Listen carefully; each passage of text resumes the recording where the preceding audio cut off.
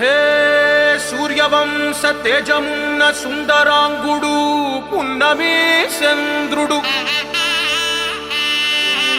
మహారాజైన మామూలోడు మనలాంటోడు మచ్చలేని మనసున్నోడు జనం కొరకు ధర్మం కొరకు జన్మెత్తిన మహానుభావుడు వాడే శ్రీరాముడు.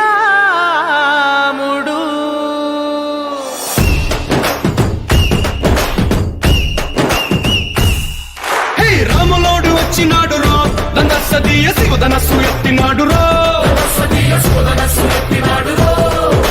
నారి బట్టి లాగినాడు రో దందసదీయ నింగికెక్కు పెట్టినాడు రో